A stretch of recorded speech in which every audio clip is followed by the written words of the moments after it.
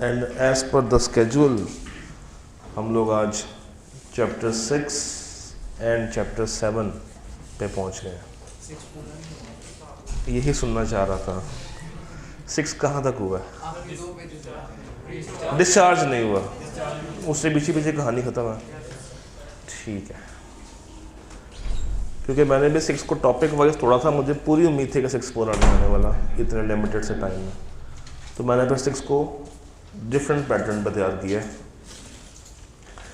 यानी कि आप लोग अप्रोप्रिएशन तो करके आए होंगे और उस सबके लिए जो पीछे की परफॉर्मेंस की कहानी है, टेंडर वाली बात कर रहे हैं। ठीक है जी, शुरू करते हैं चैप्टर 6 अप्रोप्रिएशन ऑफ पेमेंट के साथ।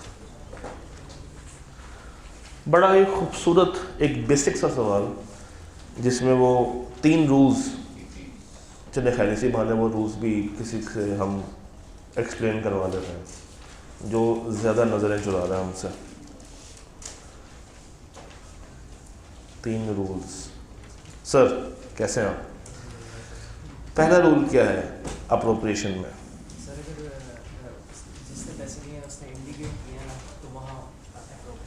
इसके लिए एक आसान सा वर्ड बताते हैं, डेटर बनता है। तो अगर तो आपको डेटर बता रहा है, इट मीन्स कि आपने उसी के मुताबिक उसको अपोर्शन कर देना। सेकंड रूल क्या था? अगर उसने इंडिकेट नहीं किया, डेटर इंडिकेट नहीं किया, तो जिसको पैसे दिए यानी कि क्रेडिटर, वो अपनी पसंद से उसको एलोकेट कर सकता है। अब इसमें 3 बातें हमें ज़हन में रखनी है।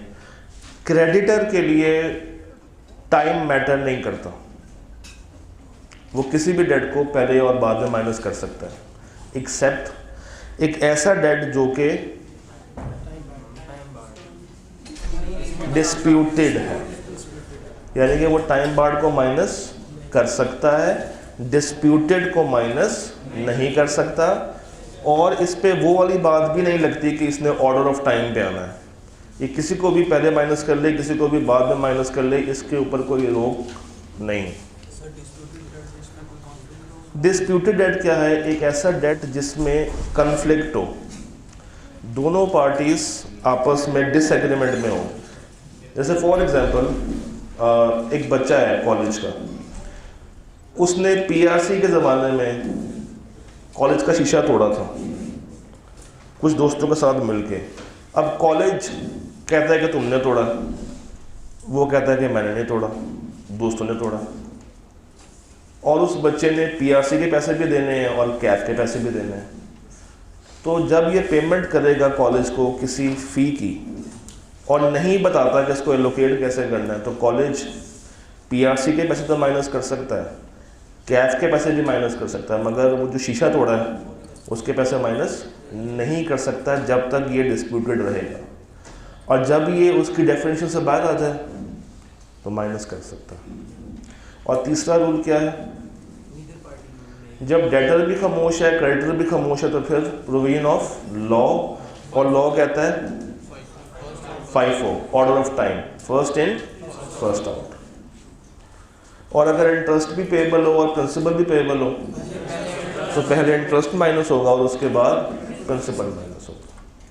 तो यही कुछ बातें आई कि हमने बार बार टेस्ट की हैं। ये सवाल देखते हैं। सवाल ये है कि हमारे पास 4 डेट्स आ रहे हैं, 37,000, 20,000, 50,000 और 63,000, जिसका टोटल बन रहा है 170। डेटर ने पेमेंट की और पेमेंट करते टाइम चेक के पीछे लिख दिया 20,000 प्लस 50,000। अब आप मुझे ये बताएं, क्या डेटर इंडिकेट कर रहा है या नहीं कर रहा? और किस को इंडिकेट कर रहा है इम्प्लाइडली? एक इसको और एक, यानी कि वो कहता है कि 2-3 वाला माइनस कर लो और 3-8 वाला माइनस कर लो और 30-8 वाला माइनस कर लो। तो जो उसने 70,000 पे किया है 5 अगस्त को, ये 2 माइनस हो जाएंगे, पीछे क्या बच जाएगा? 37, और इन दोनों को ऐड करके बताएं आंसर क्या आता है? 1 लाख। और 170 माइनस 70 आंसर क्या आता है? 1 लाख। तो अगर तो उसने following words on the back of the cheque लिख दिए हैं, तो क्या क्रेडिटर अपनी पसंद से माइनस कर सकता है? नहीं, फिर उसको डेटर की ये बात माननी पड़ेगी। और अगर कोई इंस्ट्रक्शंस ना देता फिर क्या होता?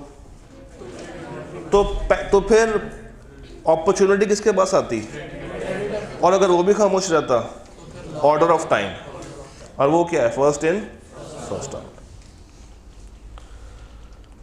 अच्छा, इसमें एक वर्ड लिखा हुआ है गारंटीड बाय वसीम, इससे कोई फर्क पड़ेगा? पक्की बात है। चले फिर ये वाला सवाल देखें जरा, मुझे बताएं इसमें क्या होगा।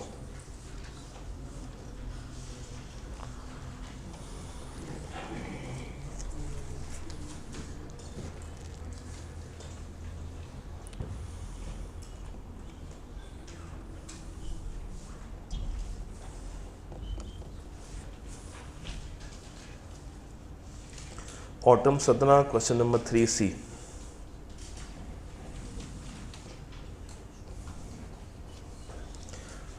कुल अमाउंट ड्यू कितनी है? 350। निसार डेटर होगा, उसने चेक भेजा ₹1,00,000 का और कोई इंस्ट्रक्शंस नहीं दी। तो मिराज यानी कि क्रेडिटर ने सारी पेमेंट जो माइनस की है वो एक 50 वाले डेट से माइनस कर दी। कर सकता है या ज़रूरी था कि पहले वो इसमें से माइनस करता? ज़रूरी होगा कि गारंटी है तो उसमें से पहले माइनस किया जाए? नहीं, ऐसी कोई बात नहीं। तो गारंटर यानी कि इमरान भाई ने एतराज़ किया कि यार तुमने मेरे में से माइनस क्यों नहीं किया, सारा इसमें से माइनस क्यों कर दिया? तो क्या इमरान भाई का एतराज़ करना बनता है? नहीं। अगर इनको एतराज़ करना है तो किसके पास जाके एतराज़ करें? डेटर के पास, जिसकी ये क्या दे के बैठे हुए हैं? गारंटी दे के बैठे हुए हैं। तो 3 नंबर के लिए हो जाएगा। अच्छा, एक सवाल है आपसे, इनवॉइस डेट या ड्यू डेट कौन सी लेनी चाहिए? एक डेट पे इनवॉइस बनती है, एक डेट पे वो इनवॉइस ड्यू होती है। तो अप्रोप्रिएशन के लिए ड्यू डेट यूज होनी चाहिए या इनवॉइस डेट यूज होनी चाहिए? पेमेंट कब होती है, इनवॉइस में या ड्यू पे? तो हम डेट भी कौन सी लेंगे? Due date. ये सवाल देखें जरा पहले। Autumn 22 question number 8। मुझे आपने इसकी वर्किंग करके बतानी है कि इसकी एलोकेशन कैसे कैसे करेंगे।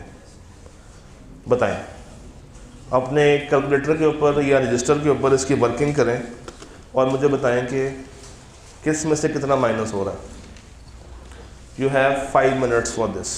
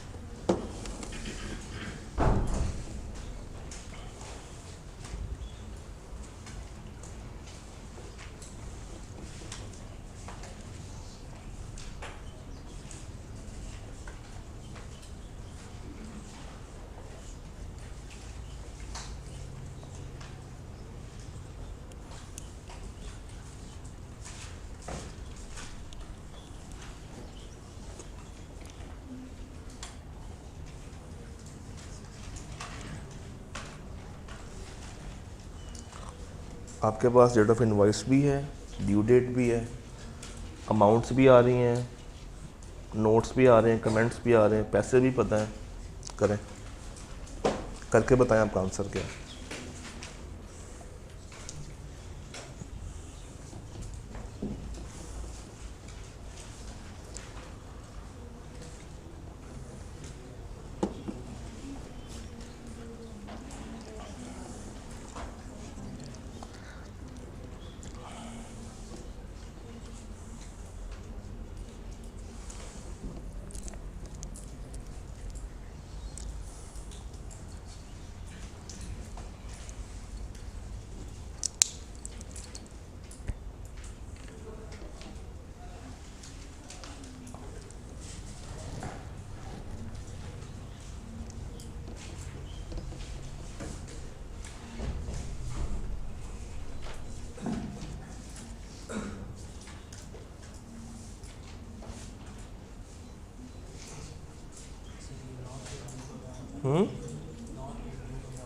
किस चीज़ का?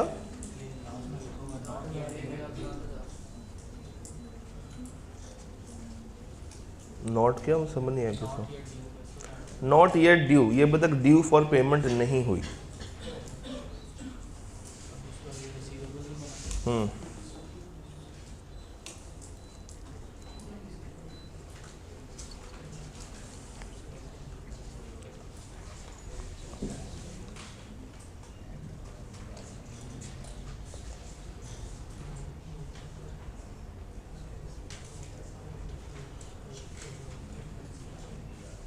हाँ जी, हो रहा है या नहीं हो रहा? हो भी गया होगा। चलिए देखते हैं। अब पहला सवाल, डेट ऑफ इनवॉइस लें या ड्यू डेट लें? ड्यू डेट लें, यानी कि हमने इस डेट का कुछ नहीं करना। कितने पैसे आ रहे हैं? डेटर ने कुछ कहा, क्रेडिटर कुछ कर रहा है नहीं, तो अब on the basis of time सबसे पहले सबसे पुराना कौन सा है? फेब का, मगर ये तो टाइम बार्ड है, तो फिर कर सकते हैं। कौन सा नहीं कर सकते? डिस्प्यूटेड। तो 2 20 में से 60 माइनस करके बताएं आंसर क्या आ रहा है? 160। 160 में से लाख निकाल दें, 60। पीछे क्या बच गया? 90, 200 और 50। अब देखा जाए तो ये दोनों सेम डेट पे खड़े हो गए हैं। अब क्या करेंगे इसके साथ? कैसे करेंगे? 90 को किस पे डिवाइड करूं? क्या 290 पे डिवाइड करूं या 340 पे डिवाइड करूं? 290 पे डिवाइड करूंगा, यानी कि इनको क्लब कर दूंगा। तो 90 ओवर 290 मल्टीप्लाई बाय 18,600, 21 या 20? 21। और 2 लाख डिवाइडेड बाय 290, 42,000, 41,379 हो जाएगा। हो भी गया, बल्कि लगे याद, इसको भी देख लें। देखें क्या हो रहा है सवाल में। वो जो आप बात करते हो यहाँ पे है इस सवाल में।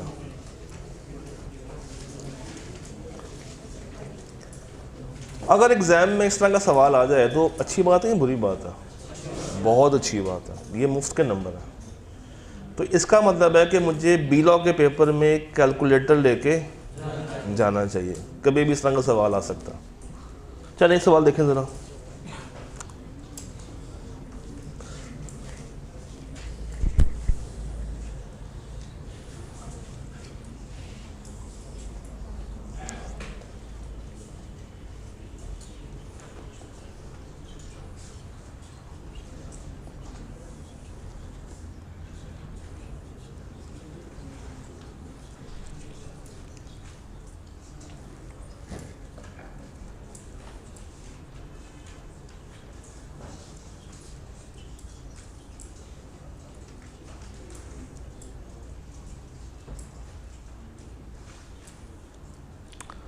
APL started purchasing fuel from SL up to 31st, अच्छा कब है ये? कम जुलाई। 31 मई 2021 तक APL ने कोई पेमेंट की SL को? नहीं की। तो SL ने कहा कि मैं क्या चार्ज करूँगा? Late payment fine. Sir charge करते हैं किस चीज़ को? फाइन को, फाइन को कहते हैं। APL refuse to acknowledge the surcharge. APL ने कहा कि मैं कोई तुम्हें फ़ाइन पे नहीं करूँगा, भाग दो यहाँ से, और कहा कि क्या कर दो? कैंसिल कर दो। मगर उसका जवाब SL ने नहीं दिया। APL ने फिर उससे सामान ख़रीदना या फ्यूल ख़रीदना बंद कर दिया विद इफेक्ट फ्रॉम 15 जून। इन जुलाई, यानी कि एग्जैक्टली 2 साल के बाद, APL ने 2 पेमेंट्स की बल्क में, जिसको अगर हम ऐड अप करें तो वो किसके बराबर बनती हैं? Cost of fuel purchased. और SL ने क्या किया? पहले क्या माइनस किया? लेट पेमेंट सरचार्ज, और फिर क्या माइनस किया होगा बाकी बचे हुए पैसों से, जो असल कॉस्ट है, जो प्रिंसिपल अमाउंट है। अब सवाल ये है कि ये जो 2 पेमेंट्स कर रहा है, जिसको अगर हम ऐड करें तो ये उतने ही पैसे बन रहे हैं जितनी असल इनवॉइसेस की अमाउंट थी। इनडायरेक्टली या इम्प्लाइडली डेटर बता रहा है कि किस में से माइनस करनी है, नहीं बता रहा है। जब वो इम्प्लाइडली उतने ही पैसे भेज रहा है जितने पैसे इनवॉइस के बनते हैं, तो इट मीन्स कि वो ये कहना चाह रहा है कि ये सारे पैसे किस में से माइनस करो, इनवॉइस में से ही माइनस करने हैं। और ये जो सरचार्ज है, क्या कभी एक पार्टी ने उसको कबूल किया था? दूसरी पार्टी लेने पे बज़िद है, मगर पहली पार्टी ने कभी कबूल नहीं किया। ये कहाँ पे आ जाएगा? डिस्प्यूटेड में आ जाएगा। तो जब ये डिस्प्यूटेड में आ गया तो ये क्लेमेबल है नहीं। कब तक? जब तक ये डिस्प्यूटेड, तो इसकी पेमेंट सिर्फ और सिर्फ किस में से माइनस होनी चाहिए थी? इनवॉइसेस में से। तो अगर क्रेडिटर ने लेट पेमेंट सरचार्ज माइनस किया हुआ है तो उसका माइनस करना बनता था? नहीं बनता था। सर जी 4 नंबर के लिए आपने ये सारी कहानी लिखनी थी। पहले आपने वो रूल बताना देना था, बता दिया। उसके बाद इसी बात को आसान करके बयान कर देते और एंड में बताते कि इसका जो एलोकेशन है वो कैसे होनी चाहिए थी। आई होप कि बात समझ आ रही हो। अप्रोप्रिएशन में से यही 4 सवाल है जो क्या क्या आपने टेस्ट किए, और मज़े की बात यह है कि हर सवाल में इसने कोई ना कोई पॉइंट टेस्ट किया। यहाँ पे डिस्प्यूटेड कर लिया, पिछले में टाइम बार्ड कर लिया, उससे पिछले में डेटर वाला कर लिया, उससे पिछले में क्रेडिटर वाला कर लिया। कौन सा पॉइंट अभी तक रह गया है? इंटरेस्ट वाला, इंटरेस्ट वाला रह गया। तो अगर वो करने पे आए तो पहले किसको माइनस करना है? इंटरेस्ट को माइनस करना। अब आ जाए परफॉर्मेंस पे। सर जी परफॉर्मेंस में हमारे पास अगर मैं देखूं तो सबसे पहले एक केस स्टडी आती है, ऑटम 9 का रेफरेंस है, क्वेश्चन नंबर 5A। अच्छा, परफॉर्मेंस के अंदर जो मेन जो काम की बात है वो एक ही टॉपिक है, उसका नाम क्या है? टेंडर। और टेंडर के अंदर भी काम की एक ही बात है, उसके एसेंशियल्स। बताना पसंद करेंगे कितने हैं? 6, 5 या 6? 6 हैं। पहला क्या है? Unconditional, proper time, proper place, person भी प्लेस भी, opportunity of being checked according to the terms of the condition, और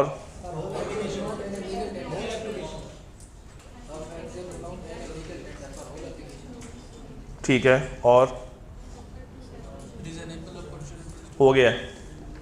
एक पॉइंट मिस कर गए।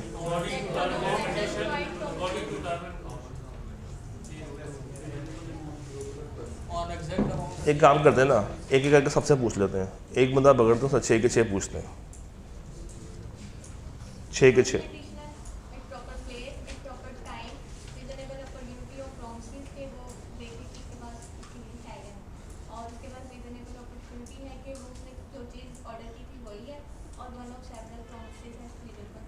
छः बोलोगे? अब आए। महबूब अ प्रोमिसर सौलता प्रोमिस, उसने काम आसान कर दिया, उसने बता दिया कि कौन प्रोमिसर और कौन प्रोमिसी है। Entered into a valid agreement. However when Mahboob made an offer of performance, Saulat refused. एक बंदा परफॉर्मेंस दे रहा है, दूसरी पार्टी उसको रिफ्यूज कर रही है। मुझे बताइए दोनों में से एग्रीव्ड पार्टी कौन सी बनी है? महबूब या सौलत? एग्रीव्ड पार्टी कौन सी होती है? जिसके साथ जुल्म हुआ हो। और डिफॉल्टिंग पार्टी कौन सी होती है? जिसने जुल्म किया हो।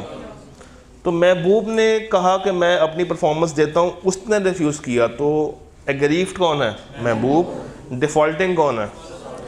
अब बताइए महबूब के पास क्या राइट्स होंगे? वॉइडेबिलिटी का राइट है इसके पास, चाहे तो वॉइड कर दे, अब कहे कि जनाब मैंने तुम्हारे लिए परफॉर्मेंस देनी ही नहीं, और अगर चाहे तो स्टिल उसको वो वैलिड रख सकता है और उसकी तरफ से लेट परफॉर्मेंस को कबूल कर सकता है। अच्छा, अगर इसने दूसरी पार्टी पे कोई डैमेज डालना हो तो पहले उसको बताएगा, जब ये अपनी परफॉर्मेंस लेकर आएगा तो ये बताएगा कि भाई चूँकि तुमने लेट परफॉर्मेंस दी है, अगर तो तुम ये डैमेज बर्दाश्त करना चाहते हो तो परफॉर्मेंस दे दो, अदरवाइज ना दो। अच्छा जी, also state the essentials of, अब तो बता देंगे 5 नंबर के लिए प्योर रट्टा सवाल है ये, इसमें कोई लॉजिक नहीं है। असल में उसने मांगा क्या आपसे? एसेंशियल्स। जो उसका मेन थीम है, उसने 6 पॉइंट्स गालिबन 3 नंबर के लिए टेस्ट कर रहा होगा, और 2 नंबर के लिए क्या टेस्ट कर रहा है? Rights and responsibilities. Second question ज़रा पढ़िए Mujahid, spring 11 question number 3C। Mujahid agreed to accept.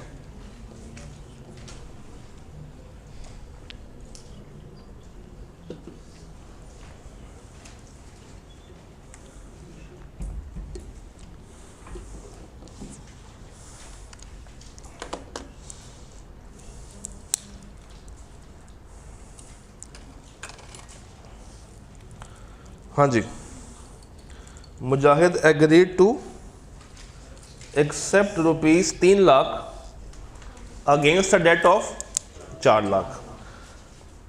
कैसा हो सकता है कि आप कम पैसे रिसीव करके खुश हो जाएं? क्या कहेंगे उसको? पैसों में हाथ छोड़ दो। रिमिशन। रिमिशन। इफ अदरान pays within a, condition ये थी कि अगर तुम अपना पुराना डेट जो कि टाइम बार्ड हो चुका है वो है 4 लाख का, तुम 3 लाख दे दो, मैं तुम्हें सेटल कर दूंगा। मगर शर्त क्या रखी? विद इन अ, मगर वो भाई साहब ने उस वीक में पैसे नहीं दिए। इसका मतलब है कि जो इसने ऑफ़र की थी वो ऑफ़र कंडीशनल थी 7 दिनों के लिए, दूसरी पार्टी ने 7 दिन गुजार दिए, तो वो ऑफ़र बाय डिफ़ॉल्ट क्या होगी? ख़त्म। What rights are available to Mujahid under the contract act 1872? अब इसके पास राइट क्या है? पूरे पैसे लेने का। इसके पास राइट क्या है कि अब वो पूरे पैसे ले। और कोई राइट आपको ज़हन में आ रहा? और अगर कोई नुकसान हो गया एक हफ्ते के लिए, इसने 1 हफ्ते का टाइम दिया था कि तुम मुझे 3 लाख दे जाओ, मैं सेटल कर दूंगा, मगर दूसरी पार्टी ने इसकी बात नहीं मानी। अगर इस वजह से इसका कोई नुकसान हो गया है तो वो किससे क्लेम करेगा? मुजाहिद का अगर कोई नुकसान हुआ है तो वो डैमेज किससे लेगा? वो कंपनसेशन किससे क्लेम करेगा? अगर अदनान वही अमाउंट, उतनी अमाउंट आफ्टर 15 डेज टेंडर करे और मुजाहिद एक्सेप्ट कर ले, अब बताइए क्या राइट्स होंगे मुजाहिद के पास?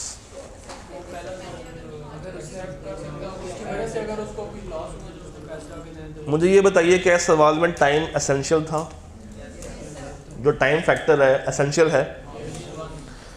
अगर तो वो 15 डे पे आए और कहे कि यार मैं वो 3 लाख रुपए ले आया हूँ, ये ले लो, तो दूसरे बंदे से परफॉर्मेंस लेने से पहले अगर तो उसके नोटिस में ले आए कि इसके ऊपर मैं तुमसे क्या चार्ज करूँगा, डैमेजेस या कंपनसेशन, तब तो वो उससे क्लेम कर सकता है।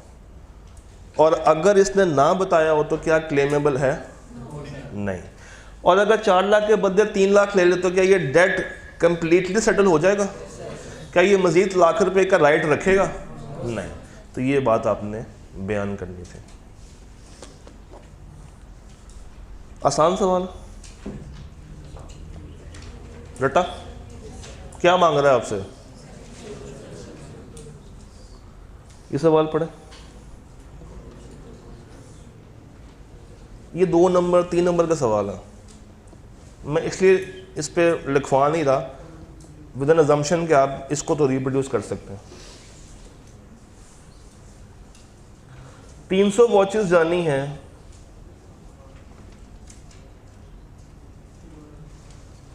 क्या ये सिनेरियो है?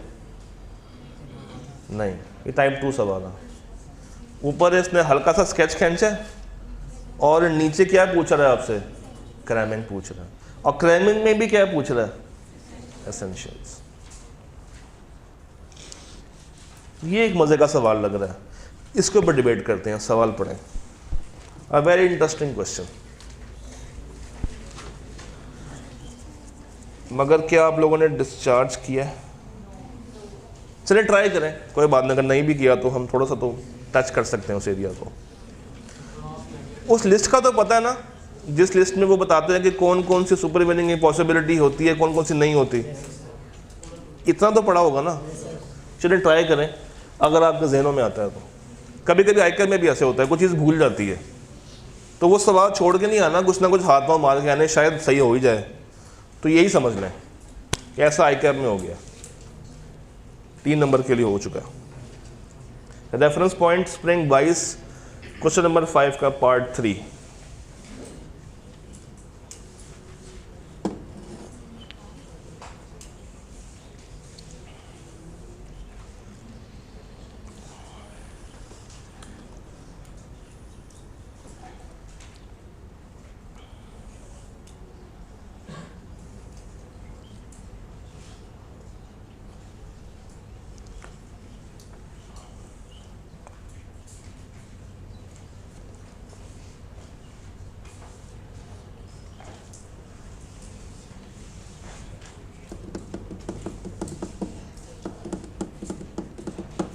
काउंट करना कहते हैं पिए में अटेंडेंस में आ रहा होगा ना।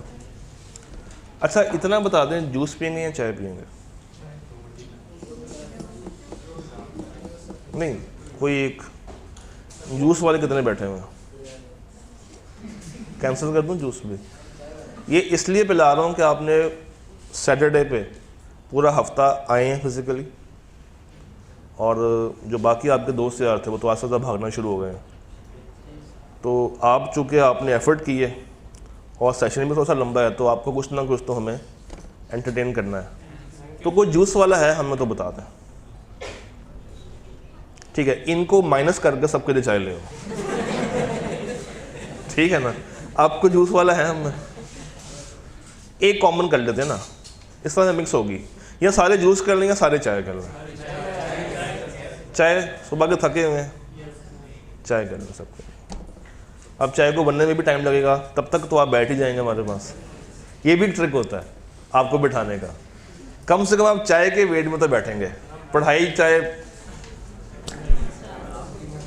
जी, मैंगो लेने कब तक आ जाएगी? सर जी मैं बना नहीं रहा हूँ, जाएगा ऑर्डर देगा वो, पहले तो वो परेशान होंगे, इतना बड़ा ऑर्डर आ गया एकदम से। फिर उन्होंने कहना पैसे लेकर आओ, फाइन बर्दाश्त करेंगे, फिर मैं साइन करूँगा, फिर ये फिर जाएगा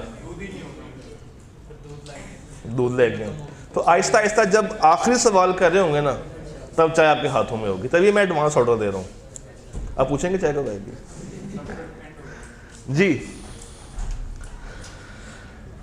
वॉशिंग मशीन मंगवानी थी एक मुल्क से, मगर उस मुल्क में क्या हो गई है?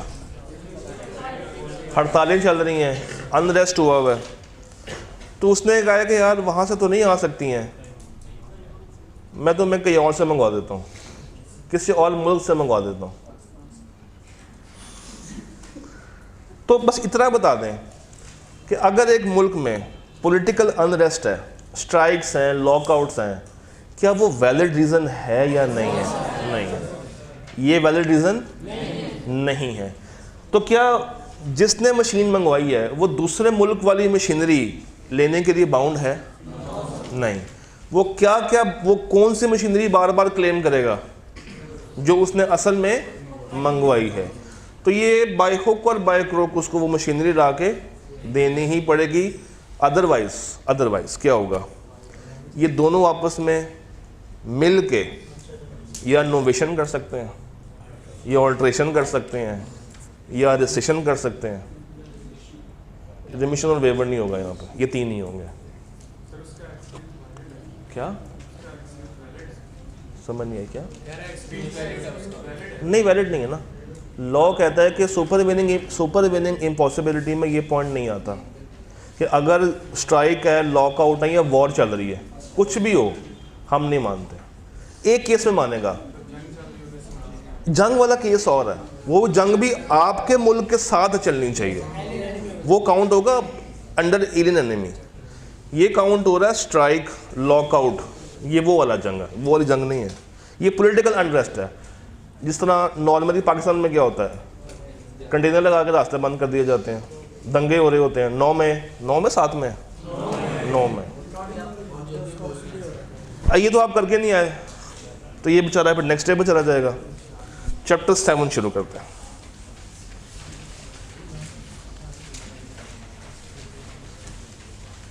चैप्टर 7 इंटरेस्टिंग है, और शुड आई से बहुत ही इंटरेस्टिंग है। अच्छा, आप लोगों को पता है ना कि ये सारे आपको मैं अवेलेबल कर रहा हूँ ड्राइव के अंदर, इन तमाम स्लाइड्स की PDF मौजूद है। चैप्टर 7 शुरू करते हैं। अब इसका पैटर्न वही, क्योंकि ये तो आप लोगों ने पूरा किया होगा। हाँ जी, वो मैं तो अगर मैं इसके टाइप 1 की बात करूं, टाइप 1 क्या होता है? बिल्कुल स्ट्रेट फॉरवर्ड, यानी कि टोटली क्रैमिंग बेस्ड। देखें ज़रा, करते हैं, हो सकता है। क्या मांग रहा है? Time and place. सेकंड में क्या डिमांड कर रहा है? Reciprocal promise. और अगर एक को रिलीज कर दिया जाए तो बाकियों पे क्या इम्पैक्ट आएगा? तो बस दूध था या नहीं था? दूध है उनके पास, लेने गए ना? क्या कह दिया ना आपने? बस ठीक है। तो ये हो जाएगा 3, 2 और 2 के लिए। इसको देखें,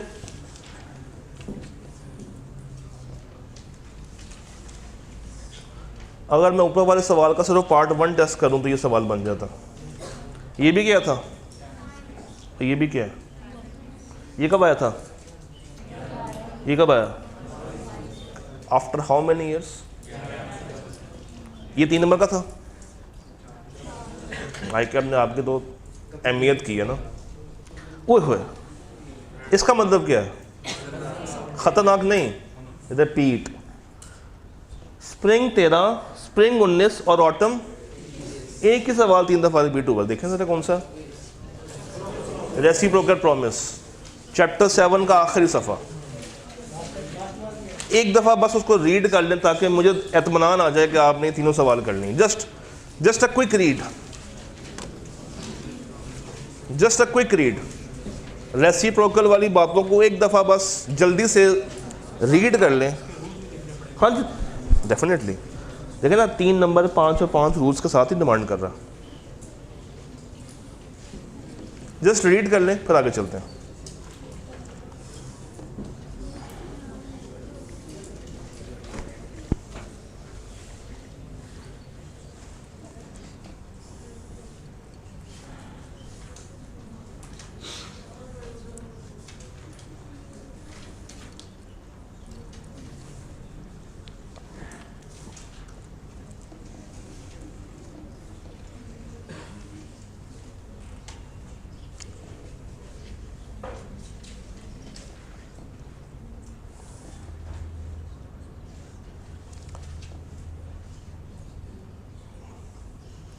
अगर आप लोग कहें तो जूस के साथ रिप्लेस कर दूं, वो इजीली आ जाएगा, है ना? जूस के साथ चेंज कर दो चाय को, क्योंकि वो पहले लेकर आएगा, फिर क्वांटम में बनाएगा, फिर वो डालेगा, फिर वो गिराएगा, फिर वो लेकर आएगा, फिर वो सीढ़ियों में गिरेगा। तो उसको चेंज कर देते हैं। हाँ जी, कोई बात नहीं, चाय फिर कभी पी लेंगे जब बच्चे और कम हो जाएंगे, या जब हम नीचे वापस रूम 1 में चले जाएंगे। हाँ जी, ये हो गया तीनों सवाल। पढ़ लें, सुकून से पढ़ लें, मैंने आपको डिस्टर्ब कर बीच में कर दिया था।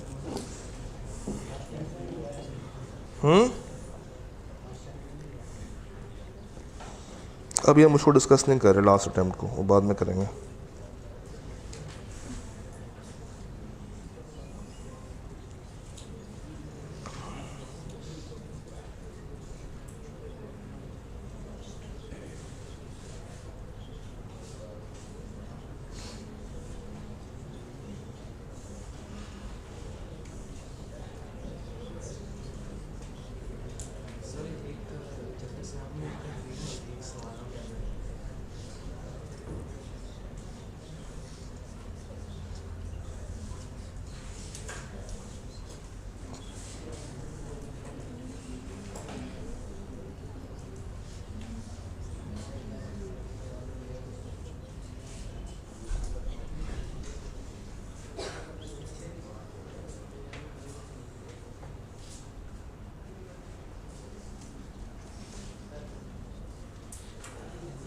जी हो गया जी, चाय शुरू हो गई है? चलो बस ठीक है। हाँ, जब इतना बड़ा ऑर्डर आया तो कौन नहीं शुरू करता। हाँ जी, यू डन। जी जी,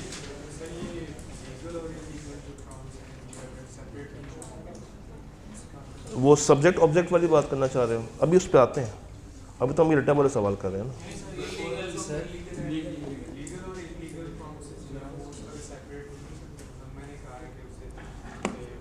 उसका रूल ये है, उसका रूल ये है,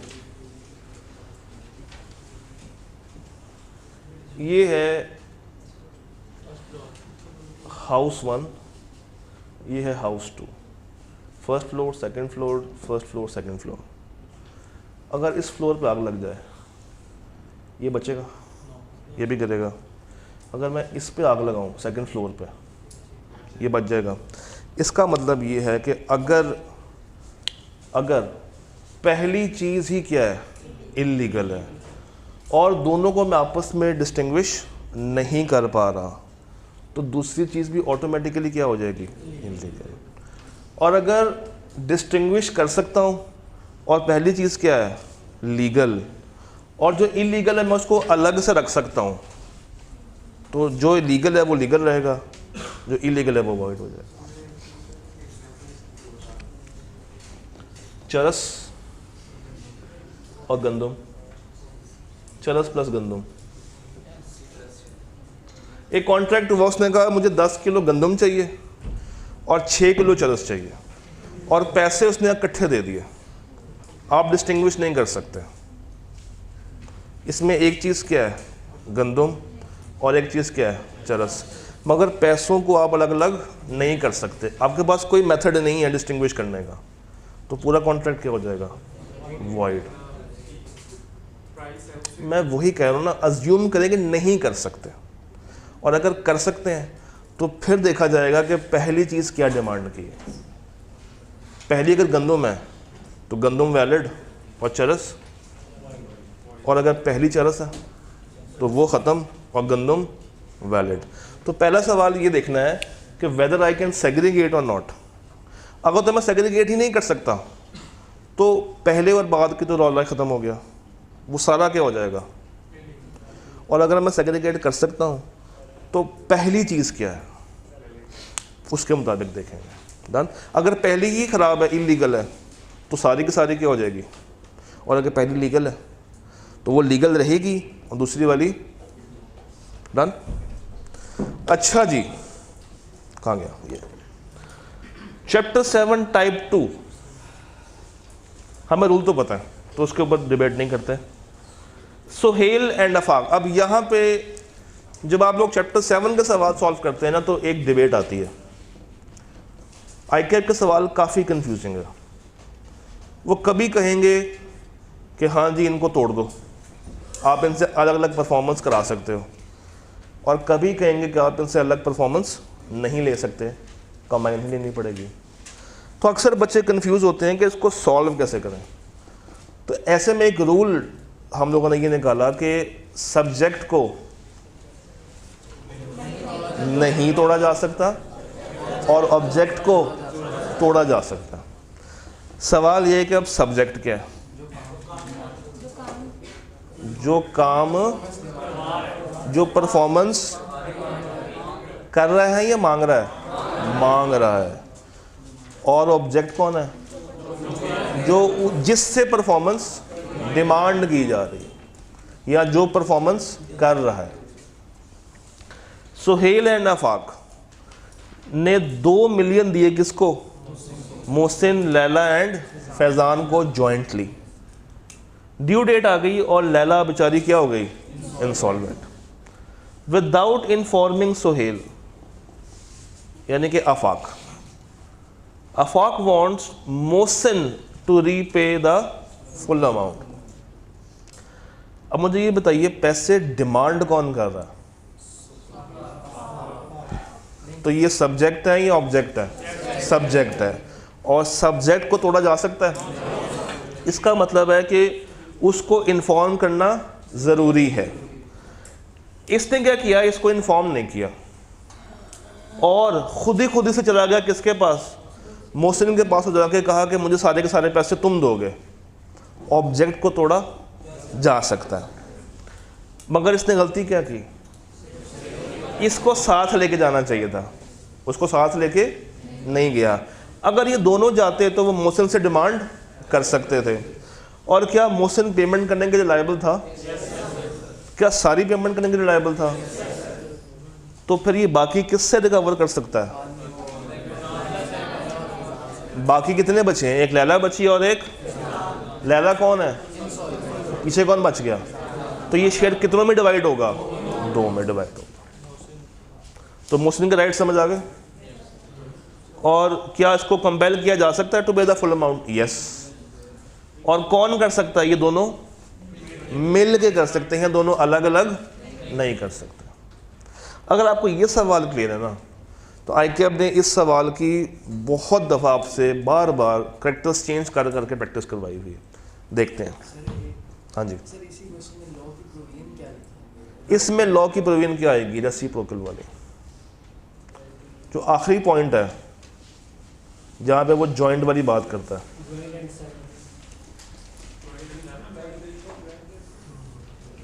ठीक है ना? अच्छा जी, स्प्रिंग 11 क्वेश्चन नंबर 5B, ये तो आसान सा, रीड करें जरा इसका। इसके पार्ट 2 में what rights are available to Mohsin, इसके पास क्या राइट्स हैं कि वो उससे रिकवर कर सकता है? Sharing of loss in contract. हाँ जी, स्प्रिंग 11 का 5B देखें।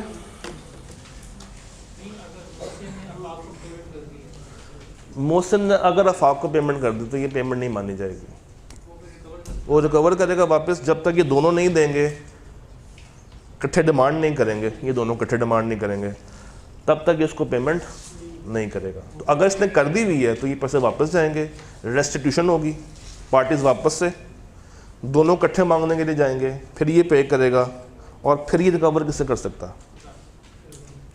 जी, spring 11 5B। M promised to manufacture and deliver to N क्या? एक remote control toy helicopter. Agreed specifications in first week, क्या मैं कह दूं कि ये एक स्पेसिफिक कॉन्ट्रैक्ट है या ना कहूं? जरा गौर से देखें इस लाइन को। कस्टमाइज्ड है या नहीं है? कैसे पता चला? एग्रीड स्पेसिफिकेशंस, यानी कि वो खुद बता रहा है कि उसको ये जो हेलीकॉप्टर टॉय है वो किस तरह का चाहिए, किस कलर का चाहिए, किस डिज़ाइन का चाहिए, उस पर क्या लिखा हो, शायद ये कोई चीज़ एम्बोस करवा रहा हो उसके ऊपर। नासिर ने इन टर्न प्रॉमिस किया कि वो कितने पैसे पे करेगा, अमाउंट लिखी हुई है नहीं, मगर कब पे करेगा? 2nd week of March. क्या ये चलता है 2nd वीक ऑफ मार्च? मतलब क्या हम पेमेंट बाद में कर सकते हैं या मौके पे करनी होती है? बाद में की जा सकती है। यानी कि एक पार्टी अगर पहले परफॉर्मेंस दे दे तो दूसरी पार्टी ने अगर परफॉर्मेंस होल्ड करनी है, बाद में देनी है, तो ये अलाउ है। अच्छा जी, आगे क्या हो रहा है? M did not deliver the toy. Should Nasir या N keep his promise? जिससे टॉय मांगा था उसने टॉय नहीं दिया, तो क्या N को अपना प्रॉमिस बरकरार रखना चाहिए? नहीं। क्यों? क्योंकि रेसिप्रोकल प्रॉमिस में क्या है? एक हाथ दे दूसरे हाथ ले। जब एक पार्टी परफॉर्मेंस नहीं दे रही तो दूसरी पार्टी को परफॉर्म करने की जरूरत है? नहीं है। तो एग्रीव्ड कौन बना? M या N? N, नासिर। तो डिफॉल्टिंग कौन बना? M। तो रेमेडी किसके पास आएगी? M के पास या N के पास? नासिर के पास। और क्या रेमेडी आएगी? पहली बात, वॉइडेबल बनेगा या नहीं बनेगा? जहां पे भी एग्रीव्ड पार्टी आए, इसका मतलब है कि उसके पास एक राइट बाय डिफॉल्ट आता है। वो राइट कौन सा होता है? वॉइडेबल का राइट। चाहे तो वैलिड कर दे, चाहे तो, अगर तो वॉइड कर दे तो जो कंपनसेशन M से डिमांड करेगा, M को वो पे करने पड़ेंगे। वो कौन से हो सकते हैं? Ordinary damage. इसने क्या मांगा है? हेलीकॉप्टर। उसने नहीं दिया तो इसने कहां से परचेज किया होगा? Difference between market price and contract price. ये क्या कहलाता है? ये किससे क्लेमेबल है? M से क्लेमेबल है। क्लेम कौन करेगा? नासिर। और अगर ये मान ले कि चलो तुम मुझे बाद में दे देना, तो जिस टाइम पे वो लेट डिलीवरी कर रहा है उस टाइम पे अगर ये चाहता है कि उससे मैं कोई कंपनसेशन लूँ, लेट डिलीवरी की लूँ, तो उसको इंफॉर्मेशन में लाना पड़ेगा। कब? Before the delivery. और अगर डिलीवरी करने के बाद ये क्लेम करे तो ये क्लेम जायज़ है। ये सारी बात लिखनी है। Am I clear? कोई सवाल? यस। ओए होए, देखा जरा।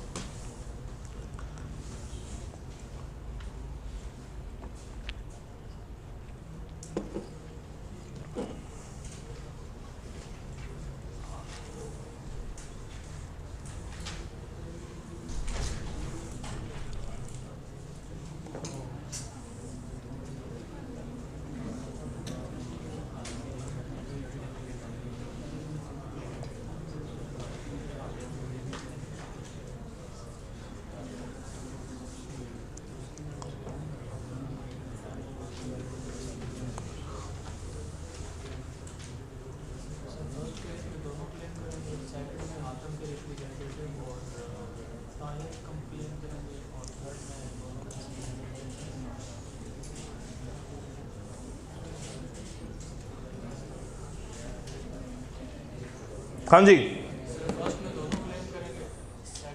मुझे बता दें टॉपिक कौन सा? चैप्टर का शुरू वाला या एंड वाला? शुरू वाला। Devolution of joint. बोले हैं अभी आ रही है चाय, मैंने मंगवाया, अभी ताकत आएगी वापस। Devolution of joint, right. अगर तो दोनों जिंदा है, एक की डेथ होगी, एक जिंदा है, और दोनों ही कज़ाए लाई से वफात पा गए हैं, कहाँ तक लीगल, कहाँ तक होंगे? जहाँ तक उसकी क्या है? एस्टेट है। आप तो पढ़ने वाले बच्चे बन गए हैं गलती से।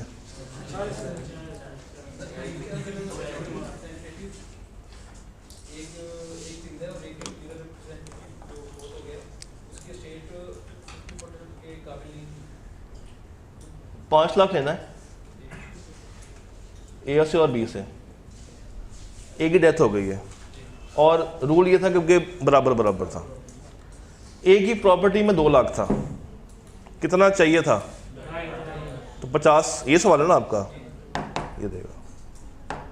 और अगर दोनों की डेथ हो, दोनों की प्रॉपर्टी में से 4 ही रिकवर हो रहा हो, तो फिर 4 ही मिलेगा, क्योंकि पार्टनर्स इंडिविजुअली और जॉइंट भी लाए।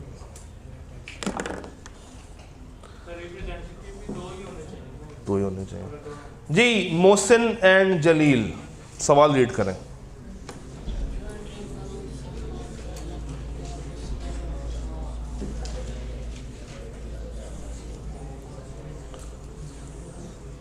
सब्जेक्ट ऑब्जेक्ट का ध्यान रखना है।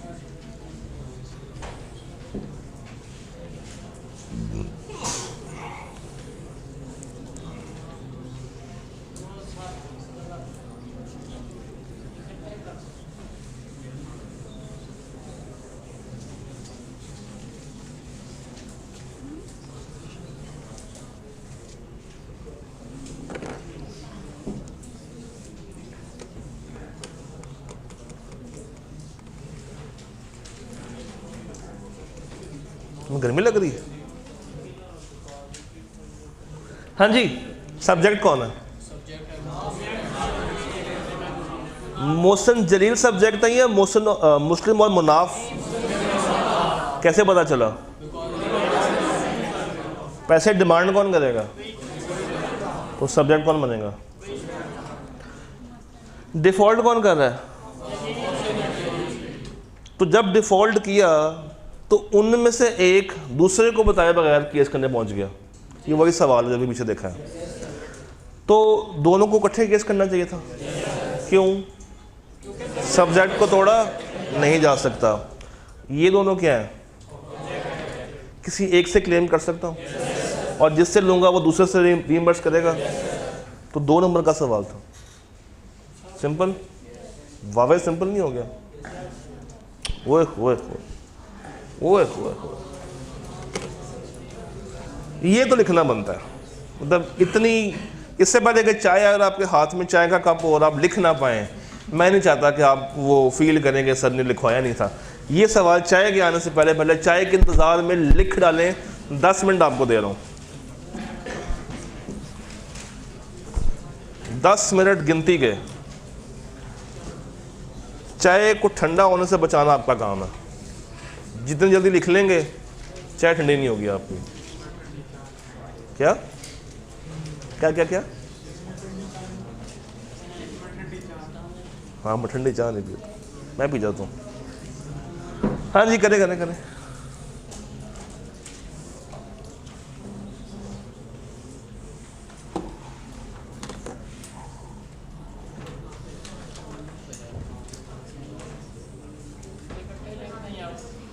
ए, बी और सी। अच्छा, एक सेकंड ठहरें। आई कैब में अगर ये सवाल आए, ये 3 पेजों पे जाएगा या 1 पेज पे जाएगा? 3 पेज पे जाएगा। ए अलग, बी अलग, और अनलेस कि ए और बी आपस में रिलेट कर रहे हों और उन्होंने आमने सामने सॉल्व होना हो, तब आपके पास क्या आती है? एक्सेप्शन। अदरवाइज एक्सेप्शन नहीं है। अब करें। मैं 1 नंबर का क्यों ना हो, 1 लाइन का क्यों ना हो, 1 वर्ड का क्यों ना हो? यस, नंबर नहीं देने आपने, मजाक थोड़ी है। हाँ जी,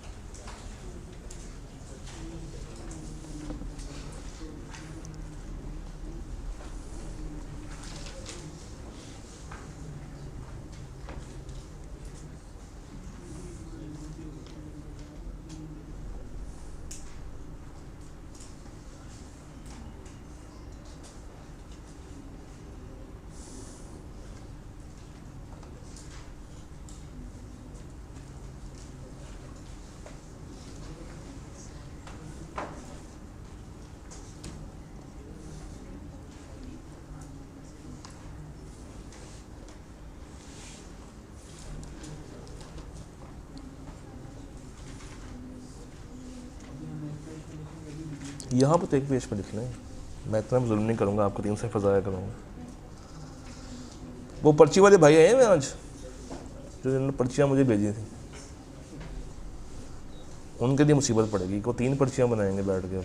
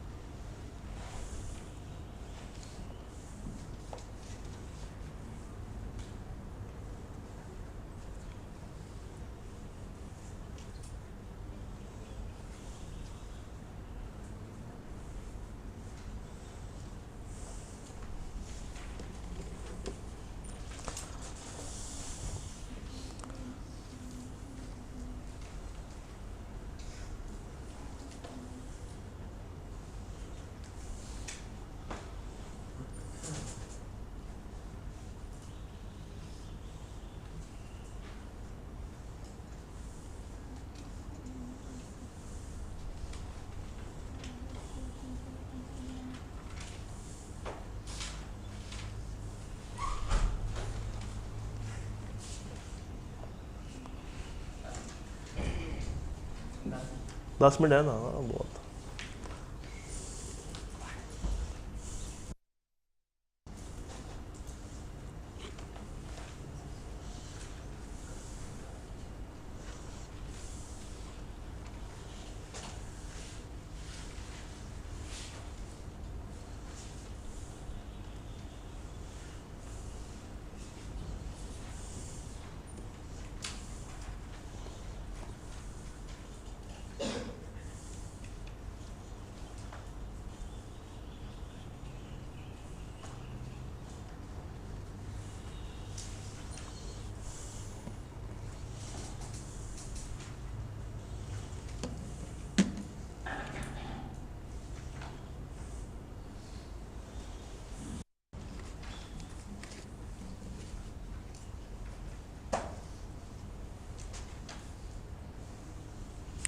पाँच मिनट इतना लंबा तो वैसे था नहीं, हो जाना चाहिए अभी तक तो।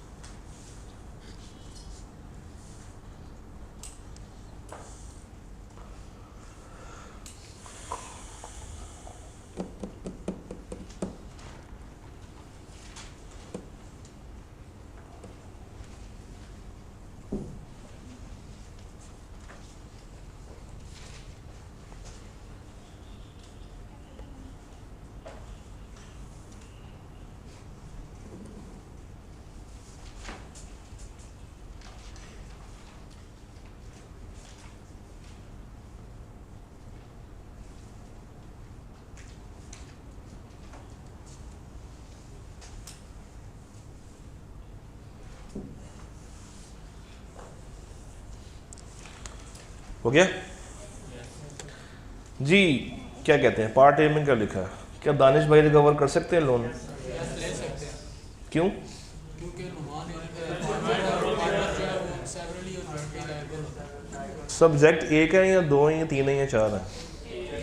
एक ही है। तो दानिश अगर चाहे तो किसी एक से भी लोन डिमांड कर सकता है। क्या दानिश रिकवर कर सकता है लोन अगर फरहान, नुमान, सलमान डाई हो जाएं? किनसे? कहाँ तक?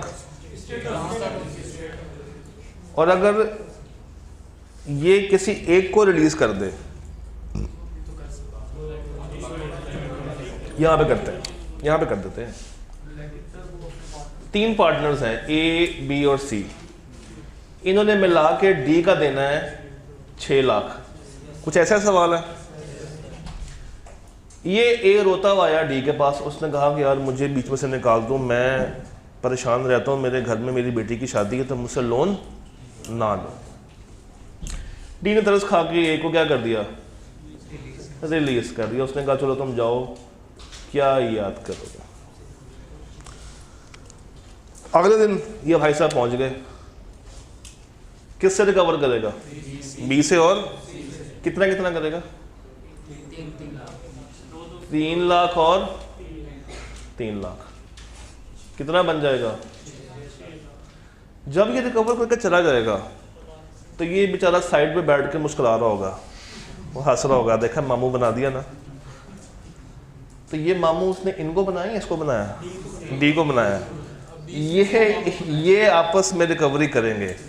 तो ये अब क्या होगा? लाख जो इसने भरा ज्यादा वो क्लेम करेगा और सी भी अपना एक्स्ट्रा लाख क्लेम करेगा।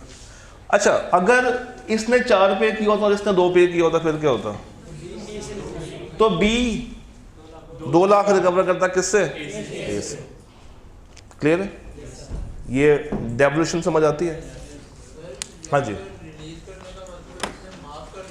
इसने माफ किया, इसने माफ किया कि मैं तुमसे नहीं मांगूंगा आके। ना ना, लायबिलिटी उतनी ही है, लायबिलिटी कम नहीं हुई, क्योंकि ये लायबल इंडिविजुअली भी है और जॉइंटली भी है। चलें, अगर ये रिलीज ना करे और इंसॉल्वेंट हो जाए फिर भी अमाउंट कितनी रहेगी? 6 लाख, और कौन भरेगा? बी और सी। तो इसके रिलीज़ करने से अमाउंट ख़त्म नहीं होती, अमाउंट उतनी की उतनी ही रहेगी। जी जी,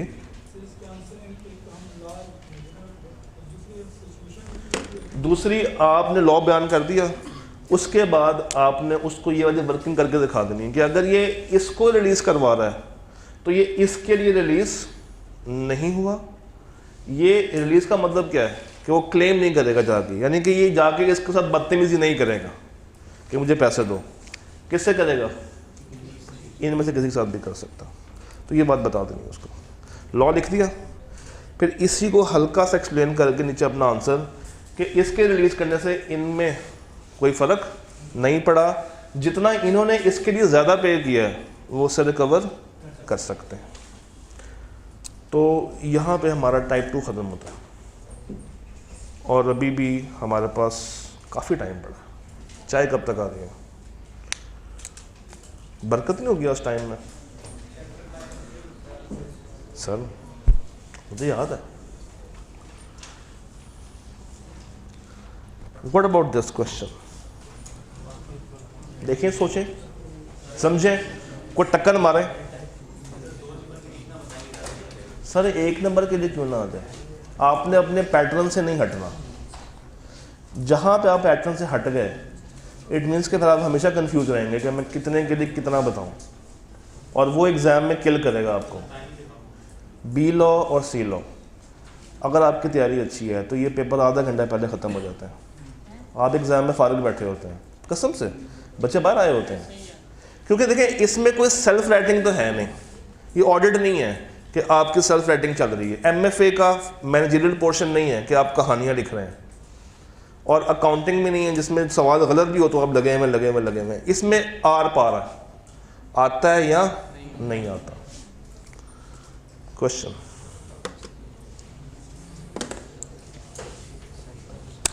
ये 2 पार्ट्स हैं।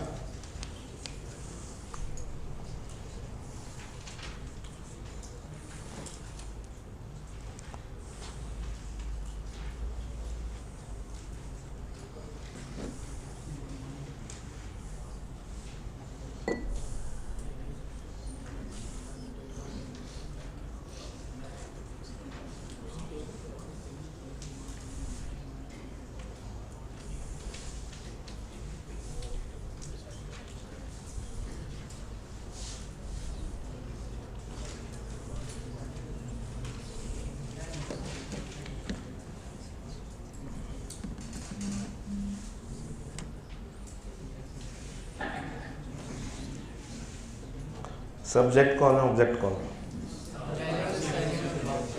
बोरो कौन कर रहा है? डिमांड कौन करेगा? अब देखें, बाकिर ने 6 लाख किसी एक को दे दिया तो क्या वो डिस्चार्ज हो गया? नहीं। इसको क्या करना चाहिए था? दोनों को देता। तो अब क्या होगा? ये पैसे वापस जाएंगे, पार्टीज रेस्टिट्यूशन में जाएंगी, फिर ये बंदा दोनों को बिठा के क्या देगा? पैसे देगा, क्योंकि सब्जेक्ट को तोड़ा नहीं जा सकता। और चूंकि ये सबके बिहाफ पे पैसे दे रहा है, यानी कि कुर्बान के बिहाफ पे भी पैसे दे रहा है, तो जो ऊपर का 3 लाख है वो उससे रिकवर कर रहा होगा। और अगर दोनों डिफ़ॉल्ट कर जाए और एक सब्जेक्ट दूसरे को बताए बगैर केस कर दे तो क्या वो केस भी माना जाएगा? तो ये उसी सवाल की एक्सटेंशन है जो भी हमने देखे हैं। सेम सवाल को ICAP ने बस एक्सटेंड किया और कुछ नहीं किया। Have a go on this. जी 2 नंबर का, हाँ जी, कौन है, कहाँ है?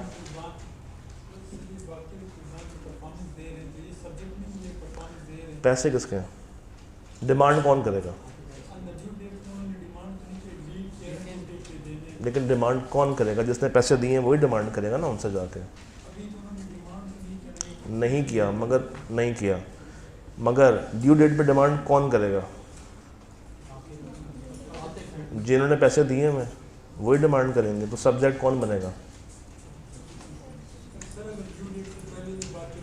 उससे फ़र्क नहीं पड़ेगा, वो वहीं के वहीं खड़ा रहेगा अपनी जगह पर, क्योंकि अल्टीमेट देखो ना परफॉर्म कौन कर रहा है और कौन परफॉर्मेंस डिमांड कर रहा है। पैसे वापस करना डिमांड नहीं है, पैसे वापस करना अपनी ऑब्लिगेशन पूरी करना, तो हमेशा वो क्या रहेगा, ऑब्जेक्ट रहेगा, और जो उस साइड पे खड़ा है वो सब्जेक्ट रहेगा। इसको ट्राई करें। फ़हीम सलीम जमील ने 50 रुपये बोरो किए हैं, किससे? कमाल से। अब आप कहेंगे सर ये तो मिलियन है, तो मैं कहूँगा आपकी जेब में कितने पैसे हैं, तो उतने ही अमाउंट को ले लेते हैं। They jointly promise to repay the borrowed amount. In the absence of express agreement, what would be the rights and liabilities of joint promisers?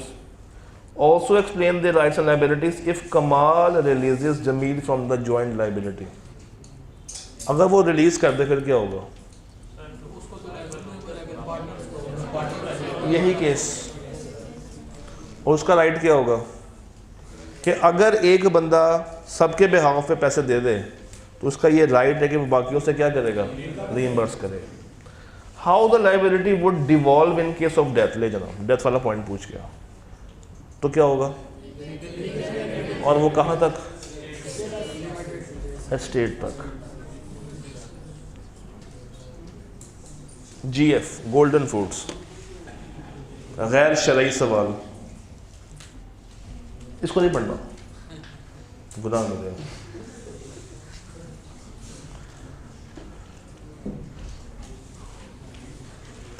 अच्छा देखो मुस्कुराहट कितनी आती है, अब ये सिर्फ पढ़ना है।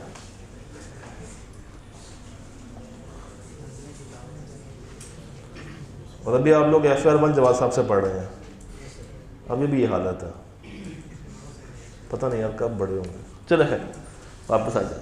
पेपर में एप्लीकेशन दे सकते हैं। हाँ देखा, पेपर में दिल लगाने के लिए बार बार GF GF GF, तो आकर आपको G ग्रेड दे के फेल कर देगा, वो आएगा ग्रेड फेल। GF है ना, ग्रेड कौन सा आया बच्चे का, फेल। चले करें, सोचें, थीम बनाएं, मुझे बताएं कहाँ से आंसर करेंगे।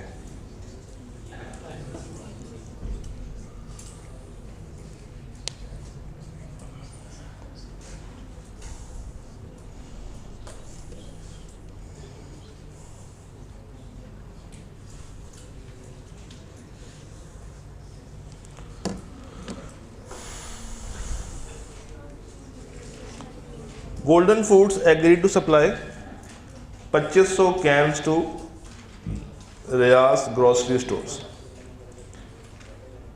According to the agreement, the date of delivery was 31 August. However, on the due date, Golden Foods refused to supply the cans. आपने बताना है rights of RGS in the above situation. अगर टाइम क्या है, chapter 7 में जाएं, जरा किताबें खोलें, चैप्टर 7 में जाएंगे तो आपको सेंटर ऑफ द चैप्टर के अंदर एक सफ़ा मिलेगा जिसमें एक टेबल बना हुआ है कि टाइम एसेंस है और टाइम एसेंस, तो वो जो टेबल बना हुआ है वही इसका आंसर है। बस आपने क्या करना है, उस टेबल में क्या ऐड कर देनी है, पार्टीज़ के नाम, और पार्टीज़ का नाम क्या है, गोल्डन फूड्स और RGS नहीं, रियाज ग्रोसरी स्टोर। चलिए बस बताएं डिफॉल्टिंग पार्टी कौन सी है, पक्की बात है, इसने कैन देने थे और नहीं दिए और टाइम एसेंस था, यानी कि इसको कैंस की ज़रूरत थी।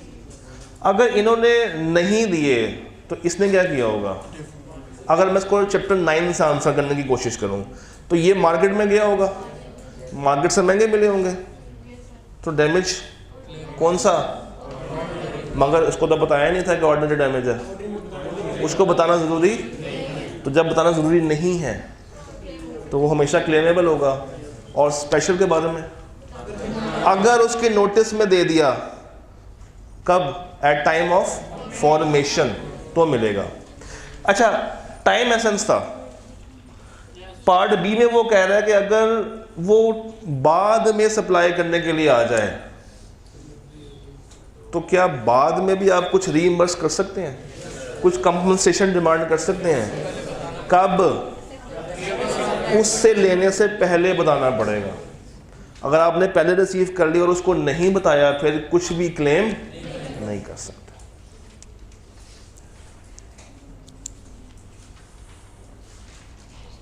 सरिया ट्रेडर्स, प्लीज हैव अ गो।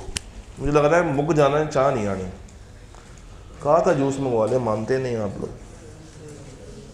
गलत फैसले इंसान को ले डूबते हैं। हाँ, जब मैंने पहले पूछा था कि जूस पीने या नहीं, तब सबने कहा था नहीं सर, चाय चाय चाय चाय। आप लोगों ने कहा था ना, मगर ये जो आवाम बैठी हुई है, माइनॉरिटी के नहीं मानी जाती है। तो सीए मानना फैसला गलत था या सही था? चलिए ये सवाल देखें। सरिया ट्रेडर्स, सरिया ट्रेडर्स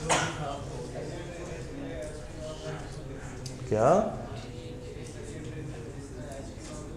हाँ जी, लिख सकते हैं, मगर एक दफ़ा ना पूरा नाम लिख के ब्रैकेट में उसको शो कर दें कि मैं किसको रिप्रेजेंट कर रहा हूँ, ताकि एग्जामिनर कंफ्यूज ना हो। तो एक दफ़ा उसको बता दिया, फिर लिखते गए।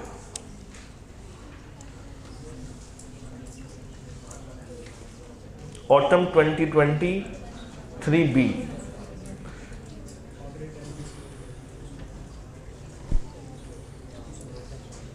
ये सवाल पहले भी तो किया हम लोगों ने, उसका ए पार्ट किया था। चैप्टर कौन सा था? 9 नहीं था,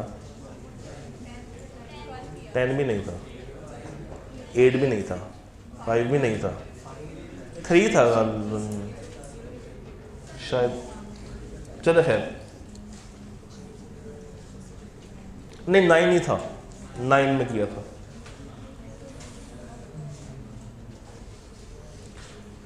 इतना जब आप लोगों ने सवाल पढ़ लिया है, सिर्फ अगर आप लोग आखिरी लाइन पढ़ते तो क्या लिखा हुआ है?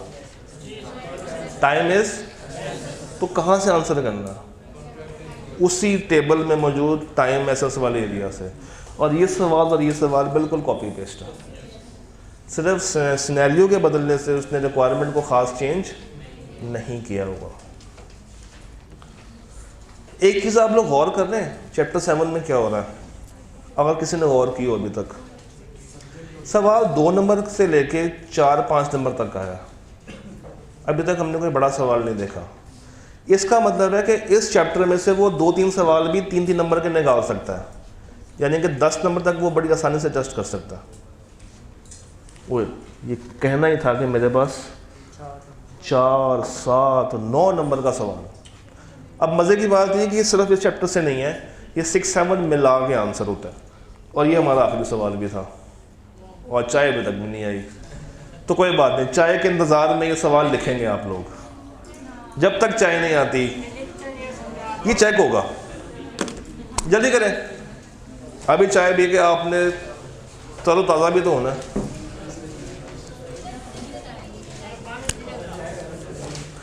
पहले लिखें, इस सवाल में डाइव लगाएं, इसको समझें, उतारें, फिर डिस्कस करने का मज़ा आएगा। अदरवाइज़ तो फ़ायदा नहीं है इसको डिस्कस करने का।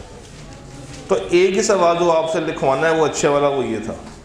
प्लीज़ टाइम ना ज़ाया करें, चाय की याद में सवाल लिख लें। नो नहीं,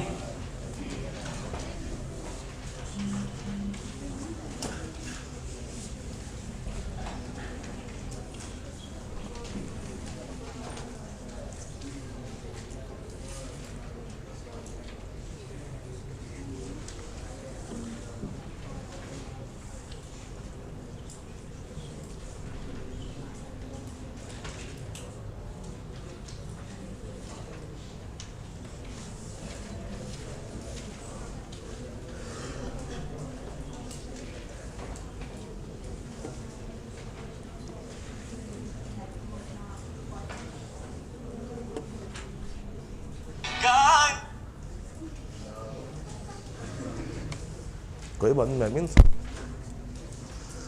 मेरे भी वही जज्बात हैं जो कि आपके हैं।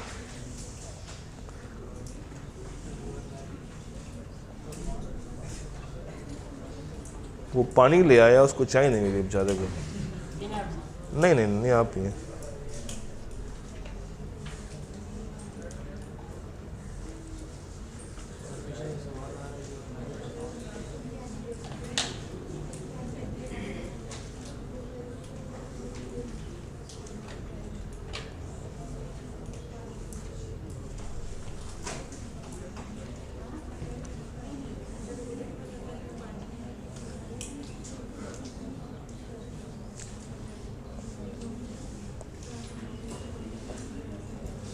मुझे बातों की आवाज़ क्यों आ रही है? हालांकि हाथ चलने चाहिए थे, ज़बानें तो बंद होनी चाहिए थी। अच्छा, हाँ, डिस्कस करें। एग्ज़ाम जो है आपका राउंड टेबल कॉन्फ्रेंस में होगा ना, सेंटर में आप लोग होंगे, 6 लोग बैठे होंगे। हद करते हैं वैसे।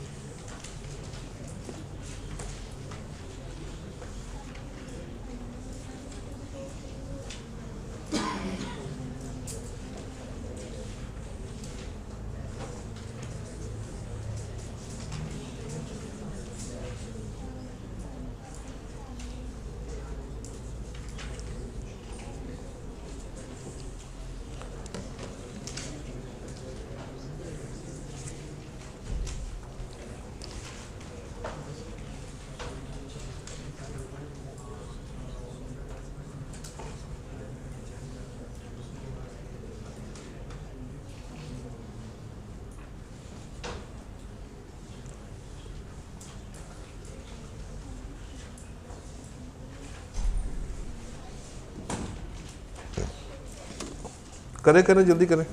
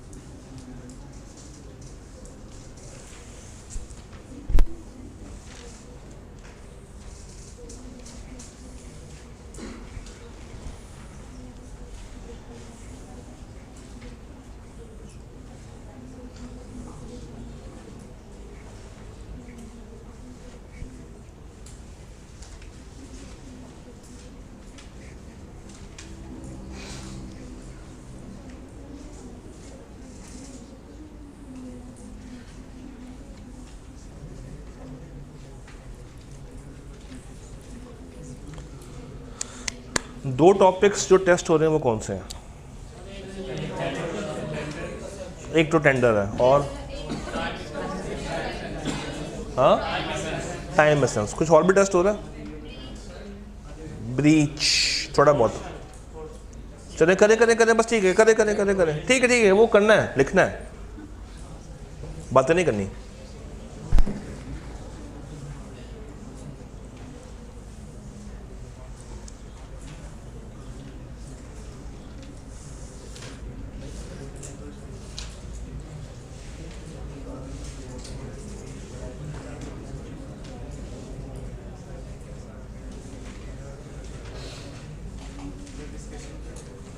इसके बाद कर लेना यार, उसको तो पता कर लो। ओए होए, गया सवाल। अब तो ठाकुर तो गए हो।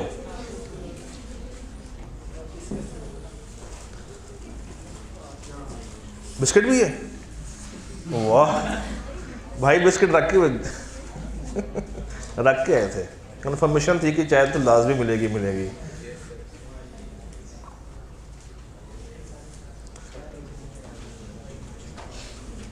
अगर तो इस रूम में चाय बच गई, जिसने नहीं ली पैसे दे के जाएगा, पैसे निकाल दे।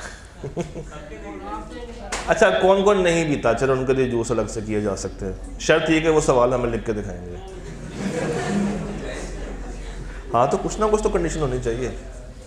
आपको बिस्किट मंगा दें जो इजीली मिल जाएगा नीचे से, नहीं सवाल की शर्त नहीं है, आपको मंगा दें। घर जाना है, मुझे घर जाना है। हाँ, लिखें लिखें, चेक कराएं और जाएं।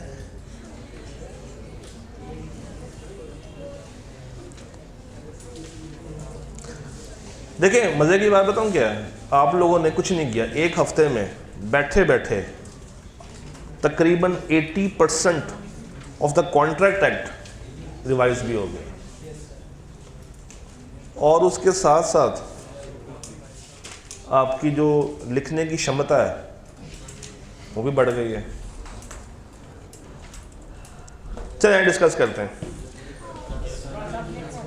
Kazim agreed to supply 5 lakh fibre rolls, cotton fibre rolls, एक स्पेसिफिक डिज़ाइन के।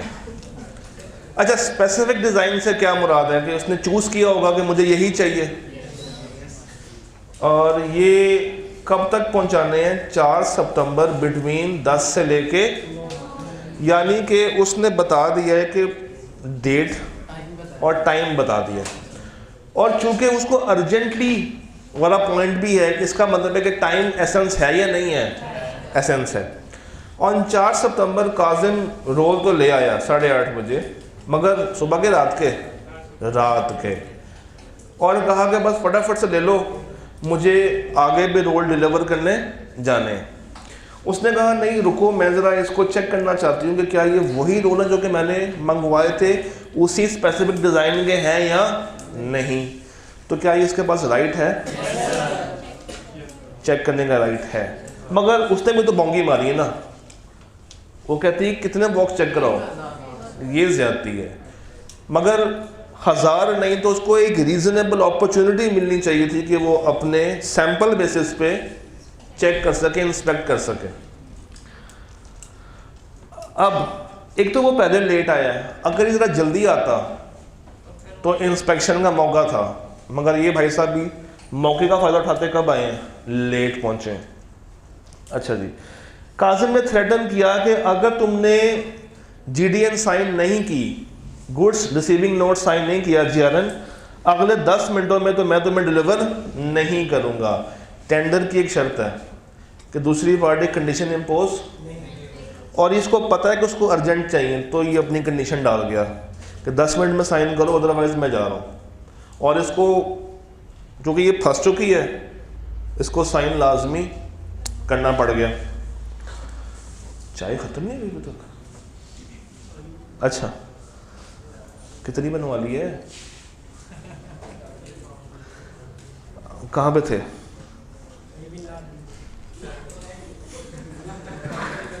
तो डिस्कस करेंगे क्या काजिम जस्टिफाइड है?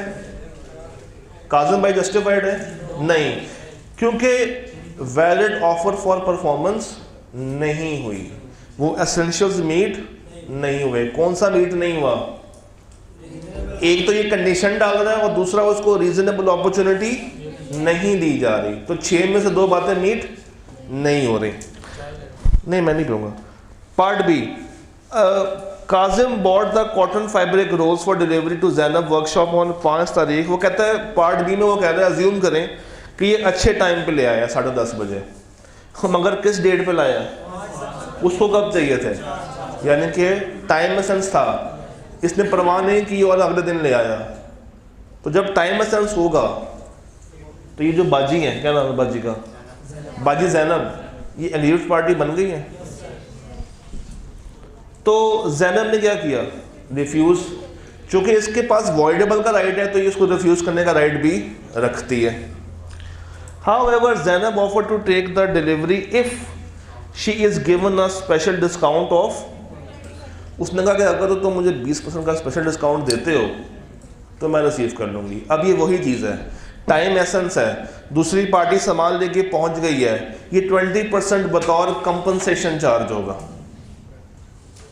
ये बतौर कंपनसेशन, और ये उसको बताना पड़ेगा डिलीवरी से, और अगर डिलीवरी ले ली फिर बता रही है तो फिर इसको नहीं मिलेगा।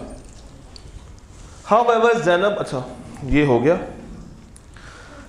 अब आपने बताना है अगर वो रिफ्यूज कर दे तो क्या वो लायबल है? अगर ज़ैनब कहे कि मुझे नहीं चाहिए तो क्या ज़ैनब लायबल है? नहीं, वो लायबल नहीं है। और अगर ये 20% डिस्काउंट में मान जाए तो क्या 20% जो उसने डिस्काउंट दिया वो बाद में क्लेम कर सकता है? ये 20% का डिस्काउंट नोवेशन है या ऑल्ट्रेशन है? इसका डिफरेंस थोड़ा बहुत आइडिया है? थोड़ा बहुत होना चाहिए। क्या आपके पास एक कागज़ है? एक कागज़ चाहिए मुझे। ऑल्दो आपने पढ़ना मंडे को है, मगर मैं एक कागज़ के थ्रू आपको इसका डिफरेंस बता सकता हूँ। बढ़िया सा एक बस कागज़ फाड़ दें यार मुझे, और बस कर दो। चाय कितनी चाय है? नहीं साफ चाहिए, फाड़ दे यार, इतना साफ से फाड़ा। सर जी ये देखें, फर्स्ट करें ये एक एग्रीमेंट है, ये क्या है? एक हम अज्यूम कर लेते हैं कि एक बच्चा कॉलेज आता है और आकर कहता है कि मुझे एडमिशन चाहिए बी लॉ में। कॉलेज ने क्या किया होगा? उसका नाम लिखा होगा एडमिशन फॉर्म पे, सब्जेक्ट लिखा होगा और उसको एनरोल कर लिया होगा। अगले दिन उसको याद आता है कि मुझे बी लॉ नहीं पढ़ना, मुझे कॉस्ट पढ़नी थी। तो अब वो कॉलेज पहुंचा, उसने आके कहा कि भाई मुझे बी लॉ नहीं पढ़ना, मुझे क्या पढ़नी है? मुझे कॉस्ट पढ़नी है, मेरा सब्जेक्ट चेंज कर दें। तो अगर तो कॉलेज ने उसका फॉर्म फाइल से निकाल के बी लॉ को काट के, बी लॉ को काट के क्या लिख दिया है? Cost. This is alteration. This is जो एग्जिस्टिंग उसी डॉक्यूमेंट पे की जा रही है। और अगर ये कहे कि मैं वापस जा रहा हूँ, मेरी जगह पे मेरा दोस्त पड़ेगा, जो पैसे मैंने दिए मैं वही संभाल होंगे, हम एक्स्ट्रा पैसे नहीं देंगे, और कॉलेज मान जाए। मुझे बताइए पुराना कॉन्ट्रैक्ट किसके नाम पे था? ये दोस्त के नाम पे था, किसके नाम पे था? अब कॉलेज के बाद दो ऑप्शन हैं, या तो वो उसी कॉन्ट्रैक्ट में नाम काट के नाम चेंज कर दे और डेटाबेस में चेंज कर दे, वो भी क्या है? ऑल्ट्रेशन। अच्छा आवाज़ नहीं आ रही, हाथ में चाय है ना, वो क्या है? ऑल्ट्रेशन। और अगर कॉलेज इस कागज़ को फाड़ के एक नया फॉर्म बनाए, वो नोवेशन है। तो इसका आसान टोटका, एन से नोवेशन और एन से न्यू। तो अगर तो वो बिल्कुल उसको रद्दी में डाल के नया कॉन्ट्रैक्ट ही बनाने बैठ गए नए कागज़ के ऊपर, वो नोवेशन है। और अगर मौजूदा कागज़ के ऊपर चेंज किया जा रहा है, गिची मिची मार के बस नाम शाम चेंज कर दिए, जो आप लोग कटिंग करते हैं टेस्टों के ऊपर, वो क्या है? ऑल्ट्रेशन। डन। चाय पीते जाएं, दुआएं देते जाएं और निकलते जाएं। अल्लाह हाफ़िज़।